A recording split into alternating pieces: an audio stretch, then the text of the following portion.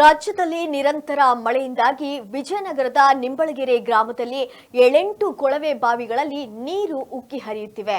ಈ ಹಿಂದೆ ಸರಿಯಾದ ಮಳೆ ಇಲ್ಲದೆ ಕೊಳವೆ ಬಾವಿಗಳಲ್ಲಿ ನೀರೇ ಇಲ್ಲದೆ ಸೊರಗಿ ಹೋಗಿದ್ವು. ನೀರಿಲ್ಲದೆ ಅನೇಕ ಕೊಳವೆ ಬಾವಿಗಳನ್ನು ಮುಚ್ಚುವ ಹಂತಕ್ಕೆ ಬಂದಿದ್ವು. ಈ ವರ್ಷ ನಿರಂತರ ಮಳೆಯಾಗ್ತಾ ಇದ್ದು ಅಂತರ್ಜಲ ಹೆಚ್ಚಾಗಿದೆ. ಕುಡಿಯುವ ನೀರು ಪೂರೈಕೆ ಮಾಡುವಂತಹ ಕೊಳವೆ ಬಾವಿಯಲ್ಲಿ ನೀರು ಉಕ್ತಾ ಇದ್ದು ರೈತರಲ್ಲಿ ಸಂತೋಷ ಹೆಚ್ಚಳವಾಗಿದೆ.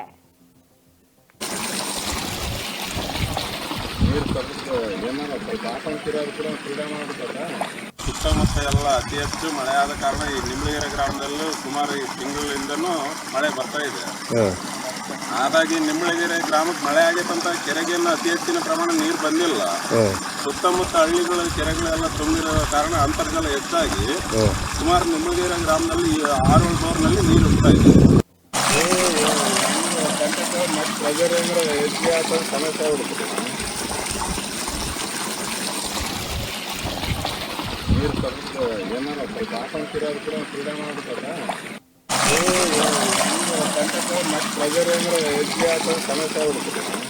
ವಿಜಯನಗರದಲ್ಲಿ ನಿರಂತರವಾದಂತಹ ಮಳೆಯ ಹಿನ್ನೆಲೆ ಕೊಳವೆ ಬಾವಿಗಳು ಬತ್ತಿ ಹೋಗಿದ್ದವೆಲ್ಲವೂ ಕೂಡ ಈಗ ಅಲ್ಲಿ ನೀರು ಫುಲ್ ಆಗಿದೆ, ಉಕ್ಕಿದಂತಹ ನೀರು. ಇದರಿಂದಾಗಿ ಅಲ್ಲಿನ ರೈತರ ಮುಖದಲ್ಲಿ ಸಂತಸ ಮನೆ ಮಾಡಿದೆ ಅಂತಾನೆ ಹೇಳ್ಬೋದು.